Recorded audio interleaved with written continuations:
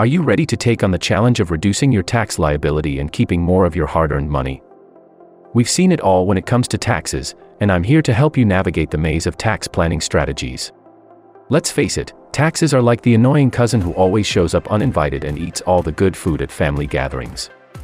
But fear not, we can tame this beast and protect our income from the clutches of Uncle Sam. You see, taxes are not just federal, they come in all shapes and sizes: state, local, Social Security, and Medicare. So, let's dive in and explore 7 tried and tested ways to protect your income from taxes. So hit that like button and let's get right into it. Contribute more to retirement. One of the most effective ways to reduce your taxable income is by increasing your retirement contributions. Now, I know retirement may seem like a far-off dream, but trust me, it'll be here before you know it. And the more you contribute to your retirement accounts now, the less you owe in taxes later. It's a win-win. Let's start with traditional IRAs.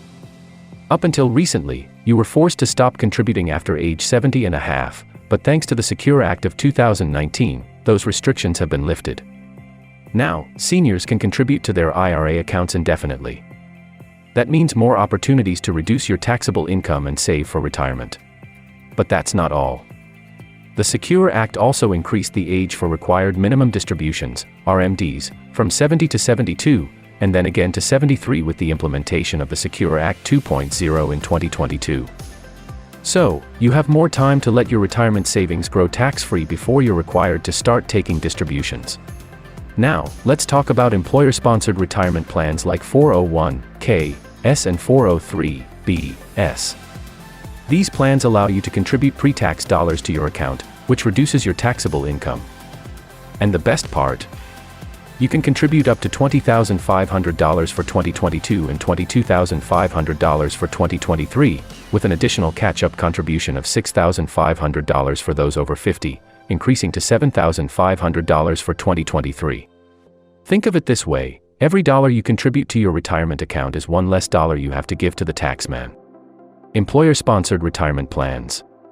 I know I talked about this just now, but this one deserves a little bit more time in the limelight. If you're looking to slash your taxable income and save some serious cash, there's Northwest better place to start than with your employer-sponsored retirement plan. These nifty little accounts allow you to contribute pre-tax dollars directly from your paycheck, providing an immediate reduction to your taxable income. Plus, many employers offer a matching contribution, so you can build your retirement fund quicker and you're basically getting free money to save for your golden years. But what if your employer doesn't offer a plan? No worries. You can still benefit from the power of pre-tax contributions with a traditional IRA. If you're feeling a bit more adventurous, there's always the option of a Roth IRA, which doesn't offer an immediate tax benefit but can provide tax-free withdrawals in the future. Give to charity. Did you know that the money you give to charity is tax-deductible? Obviously, there are terms and conditions for it. So let's talk about doing some good while also reducing your taxes. Giving to qualified charitable organizations can earn you a tax break, but you need to itemize your deductions instead of taking the standard one. You can give cash or used household items to qualify, but don't forget that donations exceeding $250 need a receipt to count. Now, let's say you do itemize your deductions, and you give cash to a qualified charity. You can take a deduction of up to 60% of your adjusted gross income, AGI, for qualifying cash donations. That's not only helping others but also helping yourselves. And who doesn't love a good win-win situation? Now that we have discussed the safe things to do to reduce your tax liability, let's talk about the more interesting things you can do to reduce it. Start a business. Have you guys ever thought about starting a side business? Not only can it provide some extra income, but it also comes with some great tax benefits. When you're running a business, you can deduct many of your expenses from your income, which can significantly lower your tax obligation. One of the most important deductions for self-employed folks is for health insurance premiums, as long as you meet certain requirements. But wait, there's more.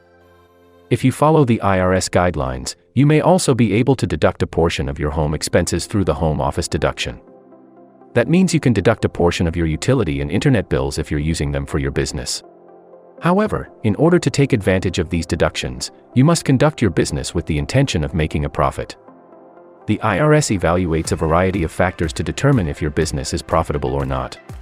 But if you make a profit in at least 3 of the last 5 years, you're presumed to be in business for profit. And if you're an employer, there's even more good news. The Secure Act, which was enacted in 2019, offers tax incentives for employers who offer retirement options to their employees through multiple employer plans. Municipal bonds.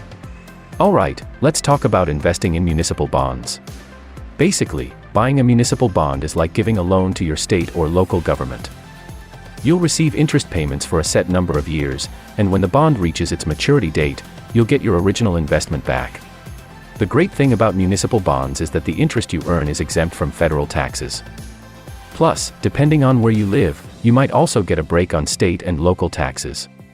So, it's a win-win situation. You're earning interest on your investment, and you're reducing your taxable income at the same time.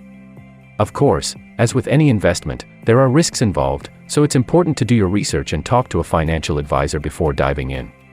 But if you're looking for a way to reduce your tax burden while earning a decent return, municipal bonds could be a good option to explore. Use an HSA. I've got a tip that could save you some serious cash.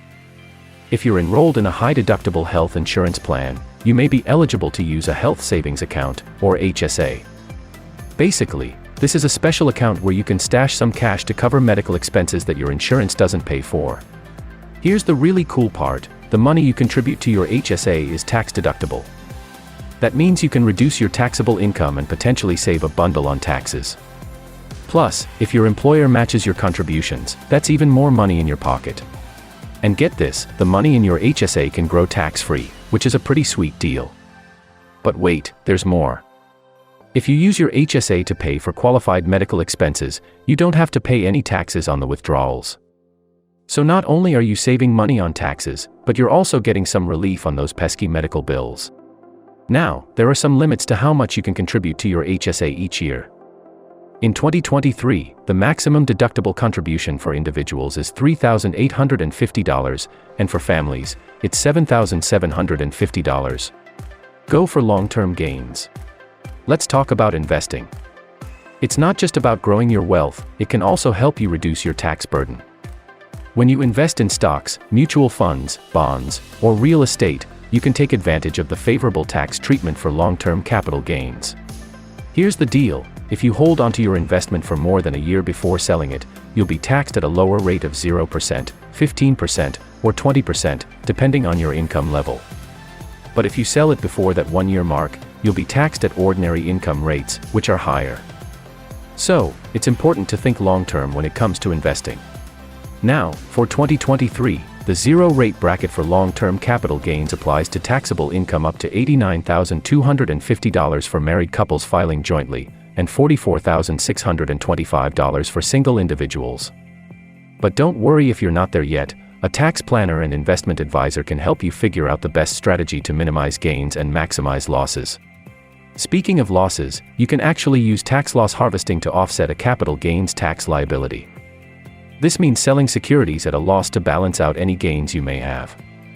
And if your losses exceed your gains, you can deduct up to $3,000 from other income. Any excess losses can be carried forward to future tax years. That's it for today, folks. There's no correct way of saving more money by going to the IRS. There are so many, you just have to pick what suits you.